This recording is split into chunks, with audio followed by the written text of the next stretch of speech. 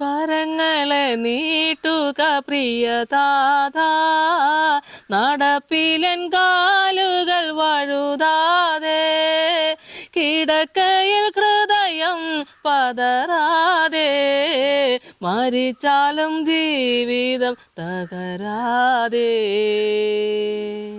കർത്താവിൽ എനിക്ക് ഏറ്റവും പ്രിയപ്പെട്ടവരെ, 25-ാം സങ്കീർത്തനം അതിൻ്റെ 1 മുതലുള്ള വചനഭാഗങ്ങളെ നമുക്ക് വായിക്കാം. യഹോവേ, നിങ്കലേക്ക് ഞാൻ മനസ്സുയർത്തുന്നു. എൻ്റെ ദൈവമേ, നിന്നിൽ ഞാൻ ആശ്രയിക്കുന്നു. ഞാൻ ലജ്ജിച്ചു പോകരുത്. എൻ്റെ ശത്രുക്കൾ എൻ്റെ മേൽ ജയം ഘോഷിക്കരുത്.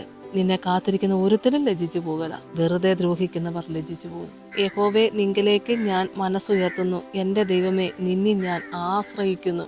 ഇതൊക്കെ വിശ്വാസ ജീവിതത്തിൽ ഇരുന്ന് പ്രാർത്ഥിച്ചുകൊണ്ടിരുന്ന് പറയുമ്പോൾ തന്നെ നമ്മുടെ മനസ്സിലൊരു ആത്മാവിൻ്റെ ശക്തി വന്നിറങ്ങും. ദൈവമക്കളെ, ദൈവവുമായിട്ടുള്ള നല്ലൊരു ബന്ധം നമ്മുടെ ഹൃദയത്തിലുണ്ടാവും.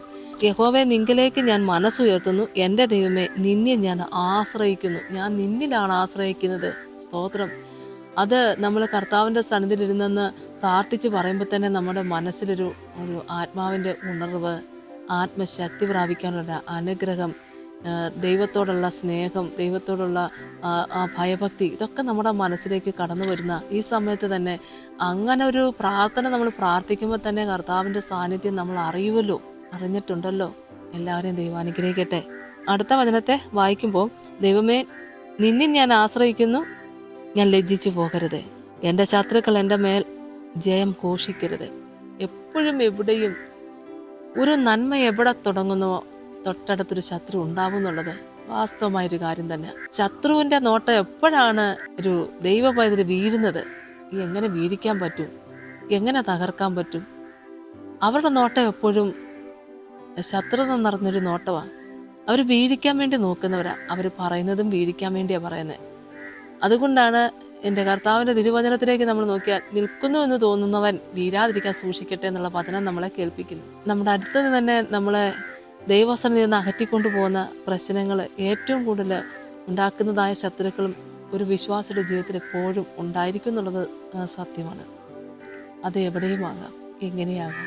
പക്ഷേ യേശു കർത്താവ് നമ്മളെ കേൾപ്പിക്കുന്നൊരു കാര്യമുണ്ട്, മനുഷ്യൻ്റെ ശത്രുക്കൾ അവൻ്റെ വീട്ടുകാർ തന്നെയാണ്. എന്നാൽ ഒരു വിശ്വാസി എൻ്റെ ശത്രു ആരാണ്, എൻ്റെ ശത്രു എവിടെയാണ് ഇരിക്കുന്നതെന്ന് നോക്കുന്നില്ല. കാരണം അവരുടെ നോട്ടം എപ്പോഴും അവങ്കിലേക്ക് മാത്രം. അവങ്കിലേക്ക് നോക്കിയാൽ ഒരു നാൾ ലജ്ജിച്ചു പോയിട്ടില്ലല്ലോ. ദൈവത്തിന് സ്തോത്രം. ശത്രുവിന് ചെയ്യാവുന്ന അത്രയും കാര്യങ്ങൾ ശത്രു ചെയ്യും. പക്ഷേ അതിനു മീതെ യഹോവ നമുക്ക് വേണ്ടി കാത്തിരിക്കുന്ന ദൈവമക്കൾക്ക് വേണ്ടി പ്രവർത്തിക്കും.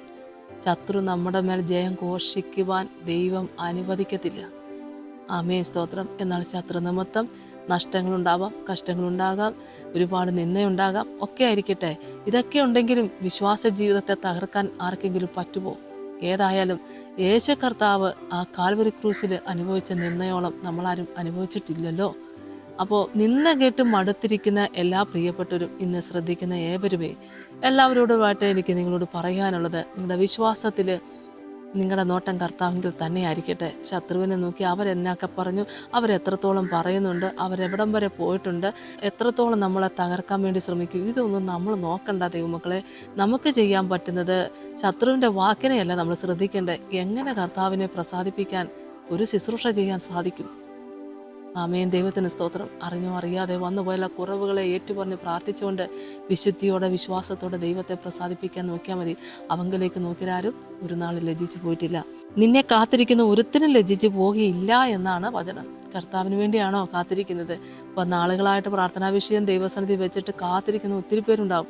അവരുടെ മനസ്സിൽ എപ്പോഴും ഒരു വിശ്വാസമുണ്ട്, എൻ്റെ പ്രാർത്ഥനയ്ക്ക് ദൈവം എനിക്ക് ഉത്തരം തരാതെ പോകത്തില്ല. അബ്രഹാമിൻ്റെ കൊച്ചുമക്കളല്ലേ, വാഗ്ദത്തം നമ്മുടെ മേലുണ്ടെന്നുള്ളതും നമ്മൾ മറന്നു പോകരുത് ദൈവമക്കളെ.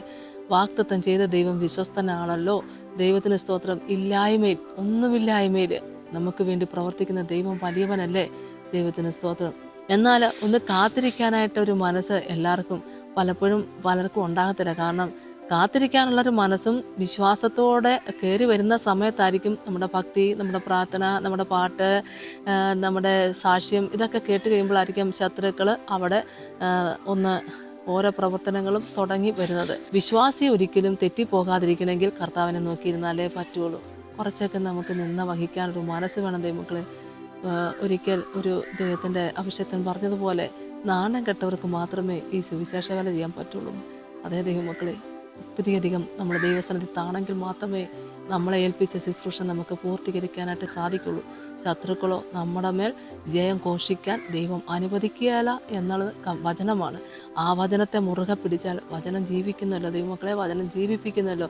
ആ വചനത്തിലൊക്കെ വിശ്വസിച്ചുകൊണ്ട് മുമ്പോട്ട് പോയാൽ മതി.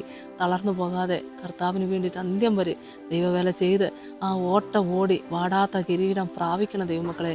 ഓട്ടക്കളത്തിൽ ഓടുന്നവരെല്ലാവരും തോൽപ്പിക്കാൻ വേണ്ടി ഓടുന്നവരാ. ബിരുദ പ്രാപിക്കാൻ ഒരാൾ മാത്രമേ ഉള്ളൂ, അവൻ്റെ കൂട്ടത്തിൽ ഓടുന്നവരെല്ലാം തോൽപ്പിക്കാൻ വേണ്ടിയാണ്. പക്ഷേ നമ്മുടെ കണ്ണ് ലക്ഷ്യസ്ഥാനത്ത് തന്നെ ആയിരിക്കട്ടെ. വിശ്വാസത്തിൻ്റെ നായകനും പൂർത്തി വരുത്തുന്നതിനുമായ യേശുവിനെ നോക്കിയാൽ നമുക്ക് രക്ഷപ്പെടാനായിട്ട് ദൈവം സഹായിക്കും. എന്നിവിടെ പറയുന്നുണ്ട് 3-ാം വാക്യം, നിന്നെ കാത്തിരിക്കുന്ന ഒരുത്തരും ലജ്ജിച്ചു പോകില്ല. ഉറപ്പായ കാര്യമാണ്. വെറുതെ ദ്രോഹിക്കുന്നവർ ലജ്ജിച്ചു പോകും.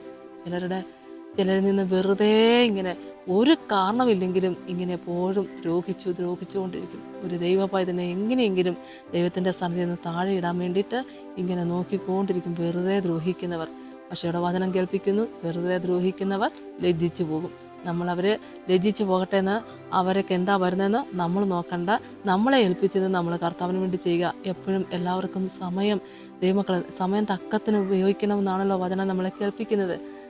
വചനത്തിൻ്റെ മുമ്പിൽ എനിക്ക് നിങ്ങളോട് പറയാനാണ്, നമ്മളൊക്കെ എത്ര കാലം ഇനി ജീവിക്കുന്നുണ്ടെന്ന് നമുക്കറിയത്തില്ല. അത്രയും കാലം വിശ്വസ്തയോടെ കർത്താവിന് വേണ്ടി ആ വേല ചെയ്ത് പൂർത്തീകരിച്ച് വാടാത്ത കിരീടം പ്രാപിക്കുവാനായിട്ട് ആഗ്രഹിച്ചു കൊണ്ട് പോകുക.